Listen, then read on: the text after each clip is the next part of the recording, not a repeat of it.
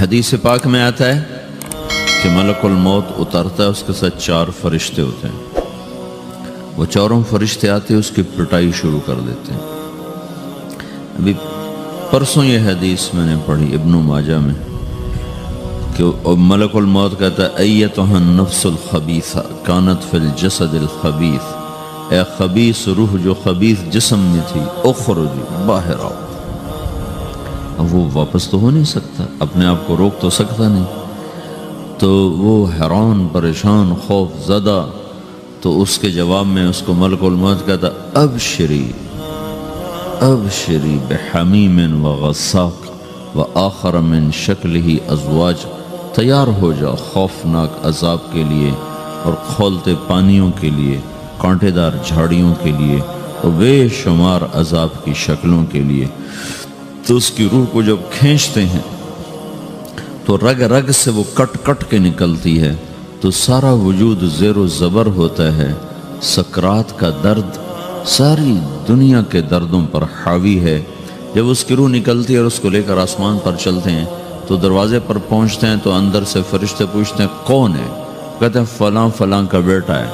کا نفس خبیثہ فی الجسد الخبیث، یہ تو وہی بدماش ہے جو بدماش جسم میں تھا، یہ وہ بدبخت روح ہے جو بدبخت جسم میں تھی، اس کے لیے آسمان کے دروازے نہیں کھول سکتے، اسے واپس کر دیا جائے۔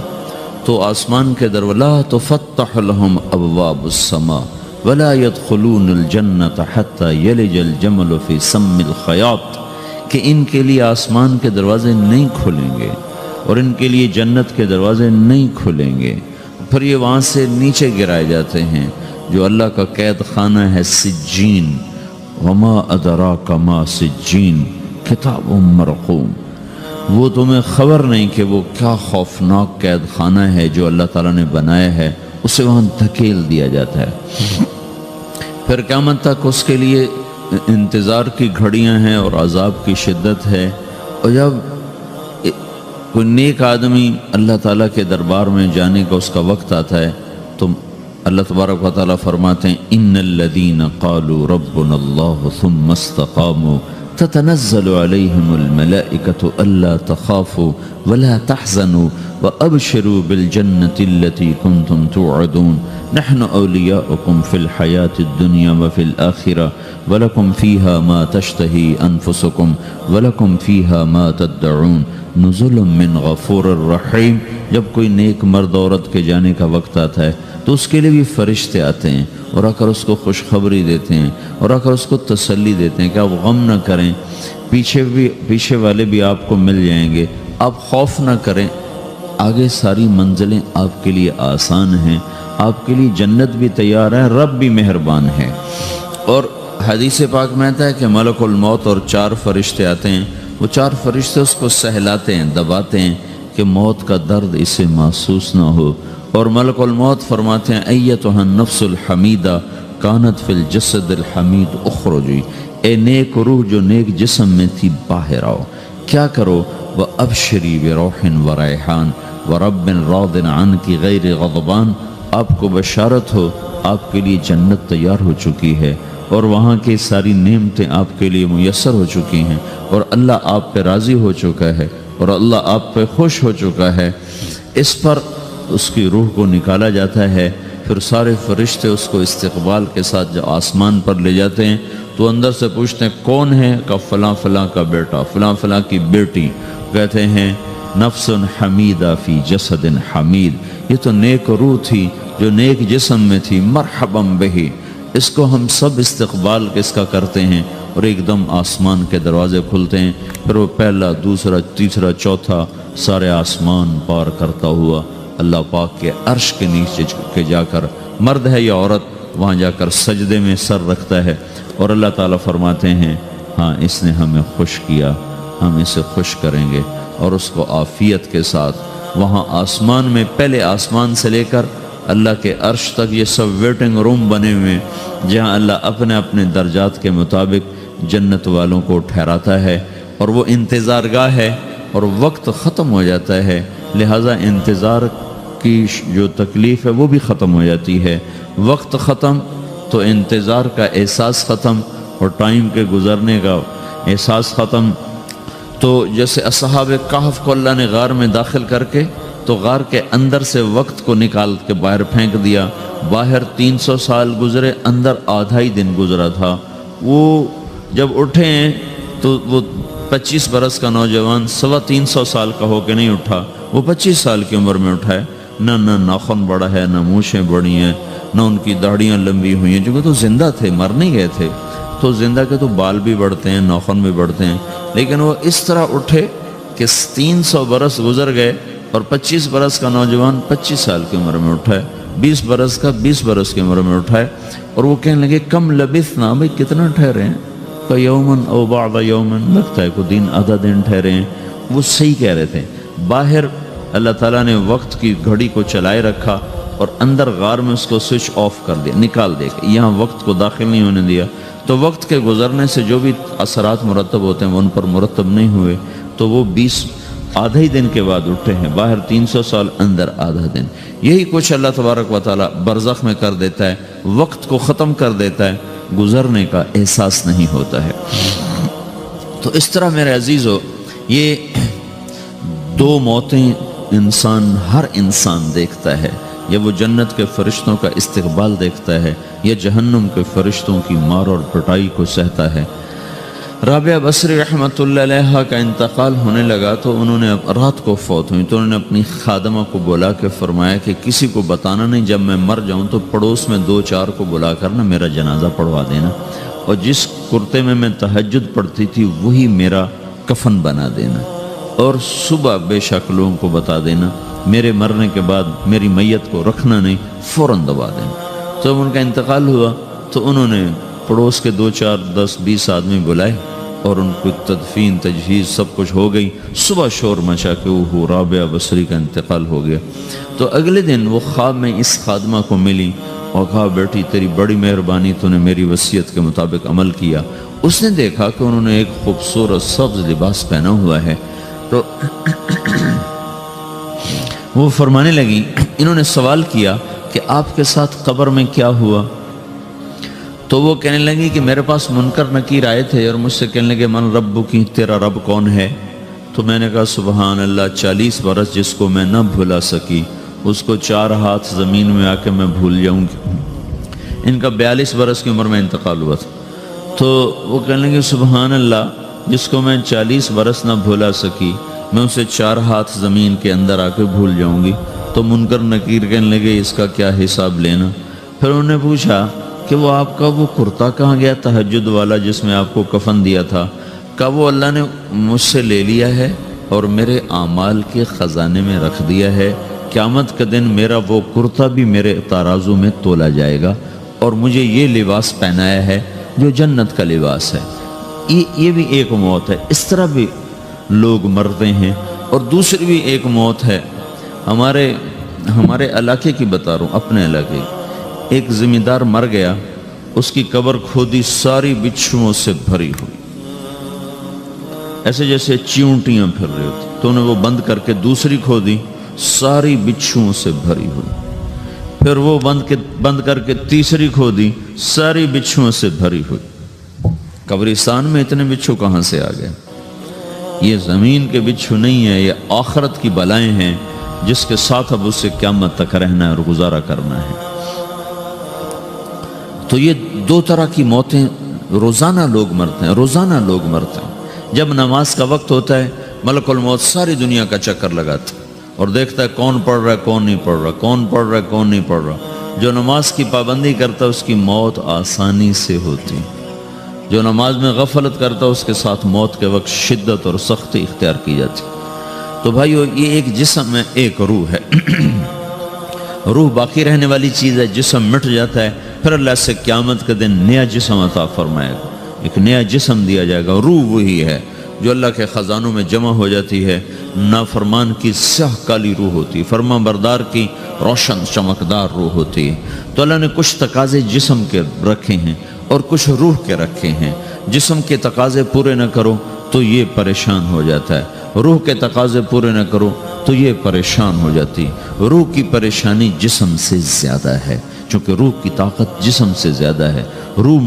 جسم مٹی سے بنا ہے اس کی غذا بھی مٹی سے نکلتی ہے، روح آسمان سے ہے، اس کی غذا بھی آسمان سے ہے۔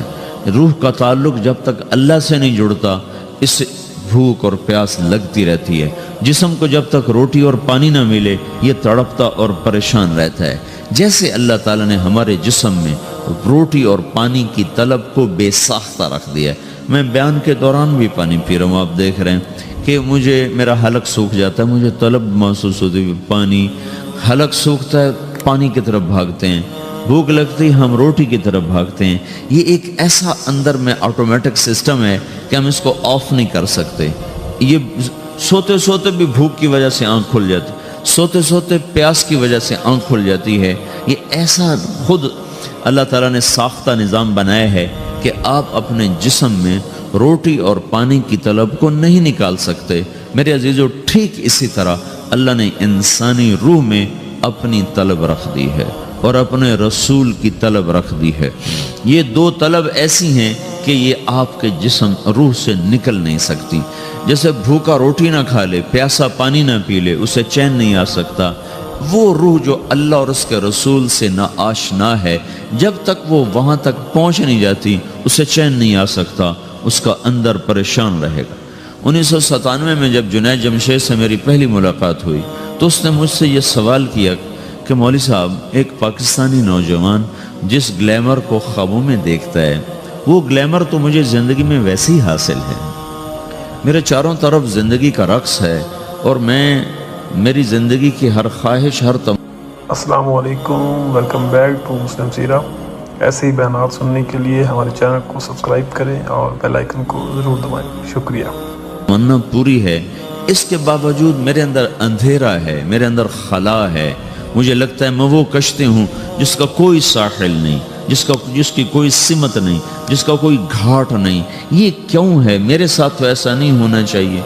ایک عام لڑکا تو کہتا ہے ہائے کاش یہ ہوتا، اس کو وہ نہیں ہو رہا تو پھر وہ پریشان ہے، ہائے یہ ہوتا، ہائے وہ ہوتا۔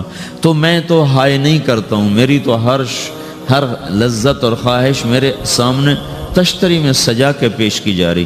میں کیوں ایسا کر رہا ہوں؟ میں ہائے ہائے کیوں کر رہا ہوں؟ میرا اندر ویران کیوں ہے؟ میرے اندر میں خلا کیوں ہے؟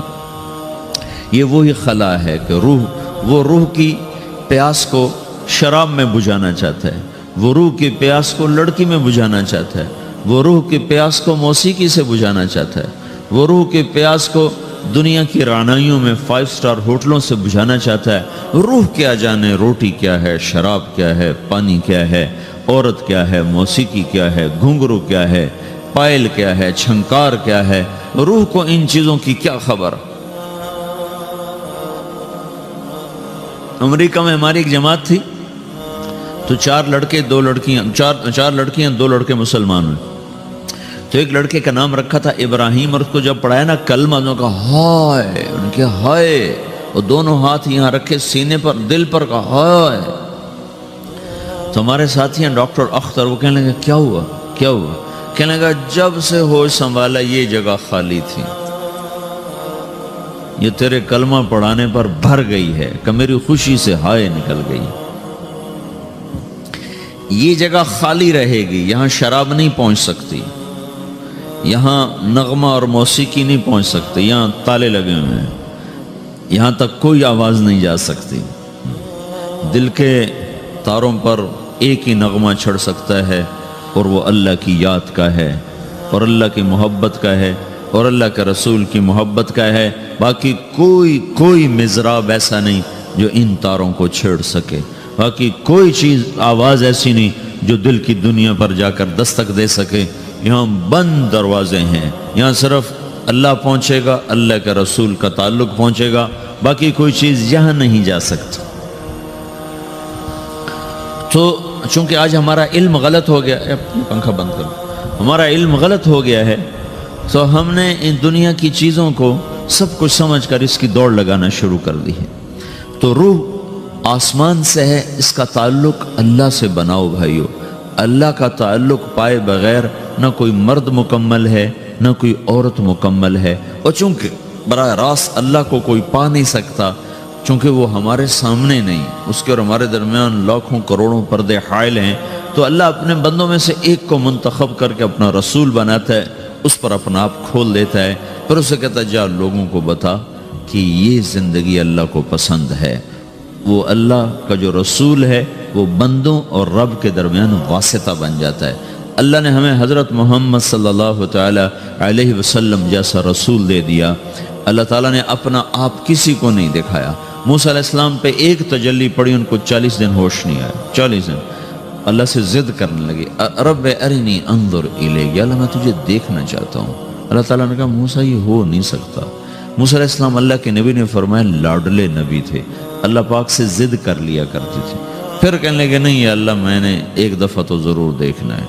تو اللہ تعالیٰ نے کہا اچھا تم ایسا کرو، میں طور پہ تجلی ڈالوں گا، فَإِنِ اسْتَقَرَّ مَكَانَهُ فَسَوْفَ تَرَانِي، تو میں تجلی ڈالتا ہوں طور پر، اگر طور کھڑا رہا تو تو بھی دیکھ لے گا۔ تو اب اللہ خود سامنے نہیں آیا، صرف ایک تجلی اللہ کے عرشوں کے اوپر سے آنا شروع ہوئی ہے، بیچ میں آپ فاصلہ گنے، اور پھر وہ آ کر فَلَمَّا تَجَلَّى رَبُّهُ لِلْجَبَلِ، پھر وہ جبل پر پہاڑ پر آئی ہے، جَعَلَهُ دَكَّا، وہ پہاڑ ریزہ ریزہ ہو کر ہواؤں میں بکھر گیا، وَخَرَّ مُوسَى صَعِقًا، اور موسیٰ علیہ السلام بے ہوش ہو کے گئے۔ اور جب ہوش آیا فَلَمَّا أَفَاقَ، ہوش آتے کہنے لگے سبحانک، یا اللہ تو پاک بے عیب، میں تیرے بارگاہ میں توبہ کرتا ہوں، میں واقعی نہیں دیکھ سکتا ہوں۔ ہاں کلام کا شرف ملا ہے، زیارت نہیں ہوئی۔ اللہ تعالیٰ نے حضرت محمد صلی اللہ تعالی وسلم کو مکہ سے اٹھایا اور بیت المقدس تک پہنچایا سواری پر، کہ دنیا اسباب کی ہے، یہاں سبب اختیار کیا، سواری کے پر بٹھا کر وہاں پہنچایا، اور اس کے بعد جب اوپر بلایا ہے تو پھر براق کی ضرورت نہیں پڑی، اوپر قدرت کا جہان ہے، اوپر اپنی قدرت سے بلایا ہے۔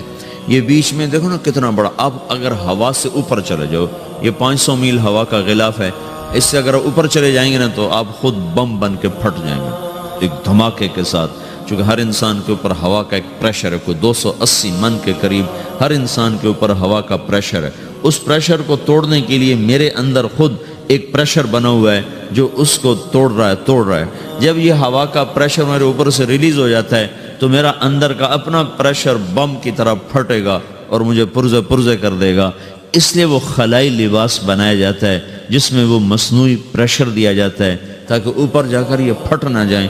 ہمارے نبی جس کرتے اور تہمد میں تھے اسی کرتے اور تہمد سے بیت المقدس سے چلے ہیں، اور ہوا کو نہیں پار کیا، 7 آسمان ہی پار کر لی۔ اور پہلے آسمان پر حضرت آدم علیہ السلام نے استقبال کیا ہے، اور دوسرے آسمان پر حضرت عیسیٰ علیہ السلام، زکریا علیہ السلام، یحییٰ علیہ السلام نے استقبال کیا ہے، تیسرے آسمان پر حضرت یوسف علیہ السلام نے استقبال کیا ہے، چوتھے پر حضرت ادریس علیہ السلام نے استقبال کیا ہے، 5ویں پر ہارون علیہ السلام نے استقبال کیا، اور 6 پر موسیٰ علیہ السلام نے استقبال کیا، اور 7ویں آسمان پر ایک بیت اللہ دیکھا ہے جس کا طواف ہو رہا ہے۔ استقبال کو کوئی موجود نہیں، ایک بڑے میاں ایسے ٹیک لگا کے بیت اللہ کی یوں ٹیک لگا کے بیٹھے ہیں، گوٹھ مار کے، دونوں ہاتھوں کے ایسے گوٹھ مار کے بیٹھے ہیں، ان کی سفید داڑھی ہے، وہ نہیں اٹھے ہیں۔ باقی تو نبی بھی سامنے کھڑے ہوتے تھے استقبال کو، لیکن یہ بزرگ نہیں اٹھے ہیں۔ تو آپ نے پوچھا یہ کون بزرگ ہیں؟ تو جبریل نے کہا یہ آپ کے دادا ابراہیم علیہ السلام ہیں۔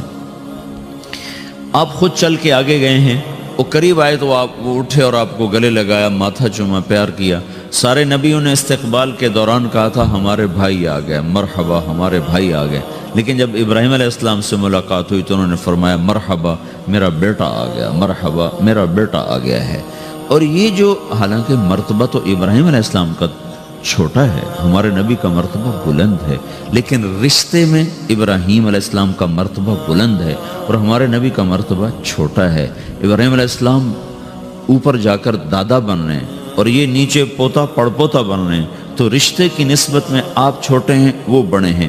مرتبے اور مقام میں تو اللہ کے بعد آپ کا اور آپ کے سامنے کوئی ہے نہیں، بس اوپر اللہ اور نیچے اللہ کا رسول ہے، باقی سبھی نیچے ہیں۔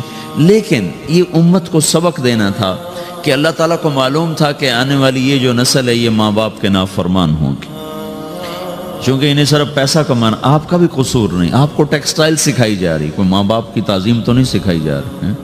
اور خود آپ کے ماں باپ نے آپ کو نہیں بتایا کہ ماں کسے کہتے ہیں، باپ کسے کہتے ہیں۔ جس چیز نے بتانا تھا وہ آپ نے پڑھا نہیں، وہ تو دین نے بتانا تھا، قرآن نے بتانا تھا، سیرت نبی نے بتانا۔ وہ سیرت آپ نے پڑھی نہیں، قرآن آپ نے پڑھا نہیں۔ آپ کا سارا زور لگا پہلے وہ ایف ایس سی کو پاس کرنے میں، پھر ٹیکسٹائل میں آ گیا تو اب دھاگا کیسے بنتا ہے۔ آپ کا سارا علم ہے کہ دھاگا کیسے بنتا ہے۔ یہ علم آپ نہیں پڑھ رہے کہ انسان کیسے بنتا ہے، یہ مشین کیسے چلتی ہے، آپ یہ سیکھ رہے ہیں۔ یہ انسان کیسے چلے یہ کسی ادارے میں نہیں سکھایا جا رہا۔